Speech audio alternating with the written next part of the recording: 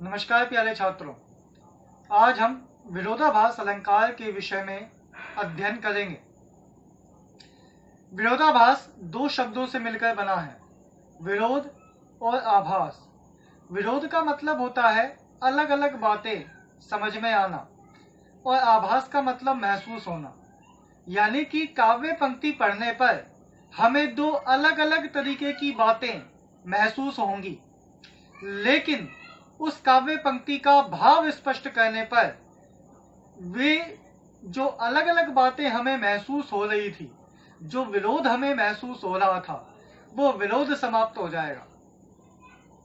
काव्य पंक्ति पढ़ने पर हमें विरोध प्रतीत होगा और भाव स्पष्ट होने पर विरोध भी समाप्त हो जाएगा।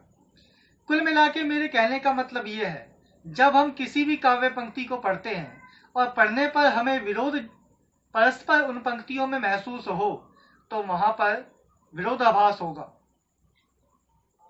यानी कि एक ही पंक्ति में दो विपरीत कथन होना विरोधाभास का लक्षण है।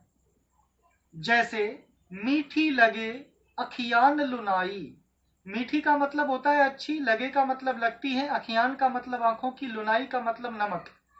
अब एक तरफ तो उसने कहा मीठा और दूसरी तरफ उसने क्या कहा, नमक। इससे काव्य पंक्ति हम सुने या पढ़ें तो हमें विरोध प्रतीत होता है। लेकिन जब इसका भावार्थ करते हैं, मीठी लगे अखियान लुनाई, यानी कि आंखों की जो सुंदरता है वो मीठी लगे, यानी कि अच्छी लगती है।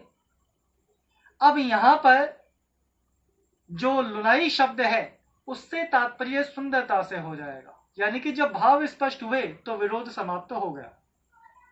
लेकिन काव्य पंक्ति को पढ़ते ही साथ हमें विरोध प्रतीत हुआ। जब काव्य पंक्ति को पढ़ते ही विरोध प्रतीत हो, वहां विरोधाभास अलंकार होता है।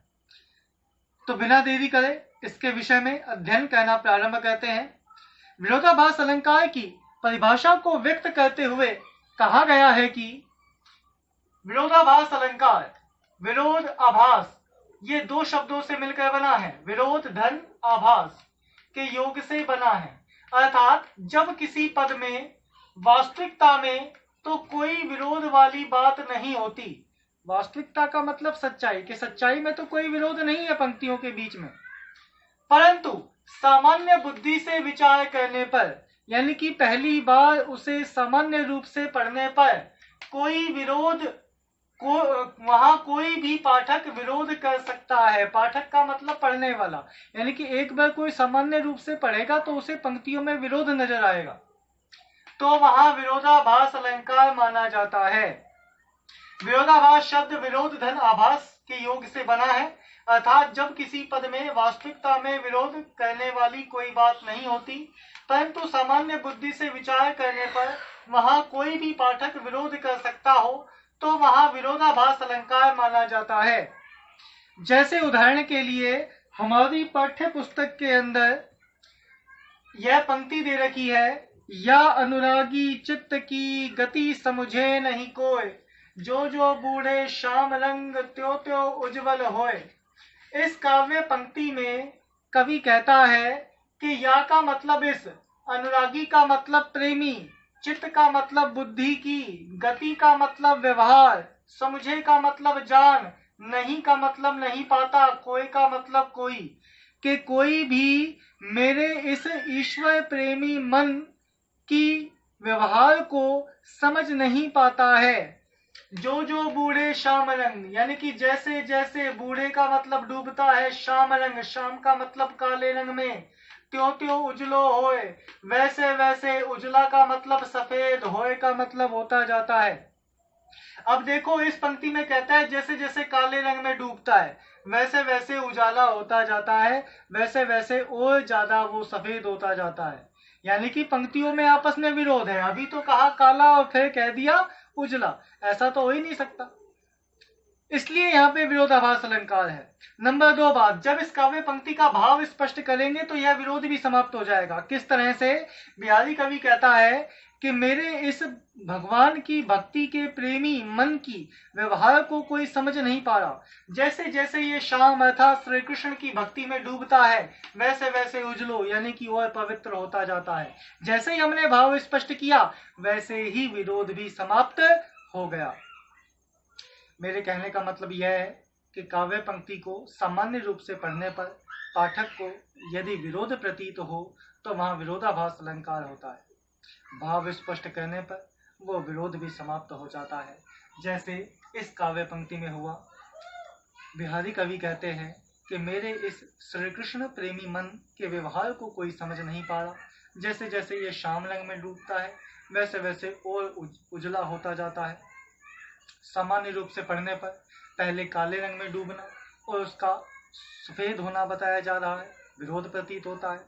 लेकिन जैसे ही श्याम का मतलब श्री कृष्ण हम अर्थ मनाते हैं और उजले का मतलब पवित्र बनाते हैं, वैसे ही विरोध भी समाप्त हो जाता है।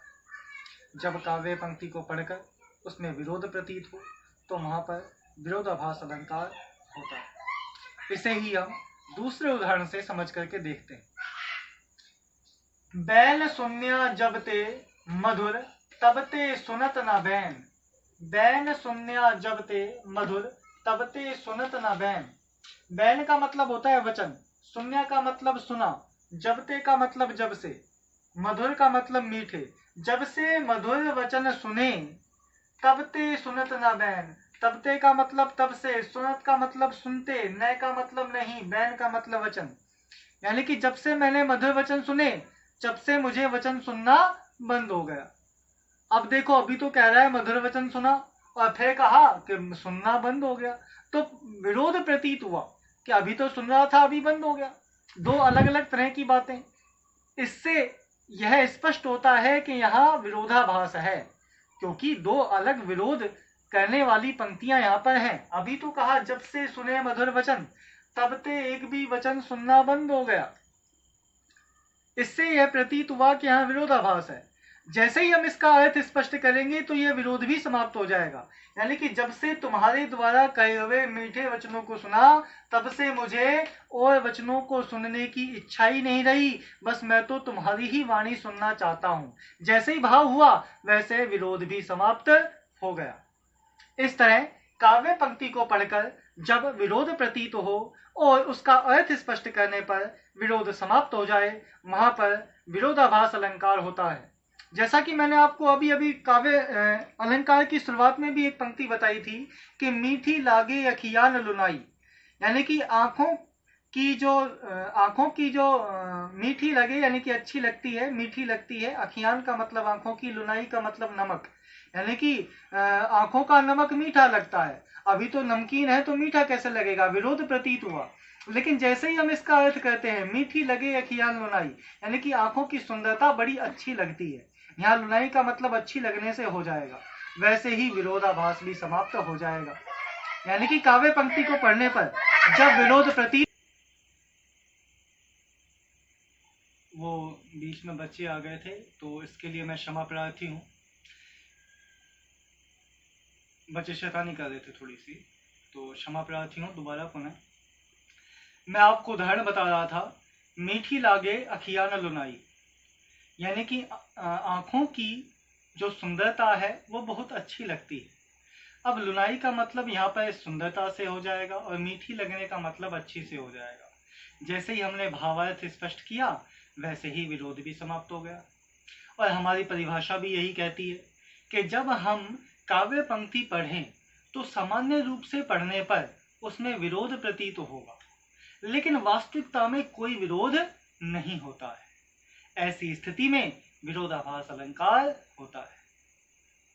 आप ध्यानपूर्वक इस अलंकार को पढ़ना, दिक्कत आने पर मुझसे पूछना। एमपीएस विद्यालय आप सभी के सफल और उज्जवल भविष्य की कामना करता है। आप सभी प्रसन्न रहें, स्वस्थ रहें और अपने अध्ययन में जुटे रहें। धन्यवाद।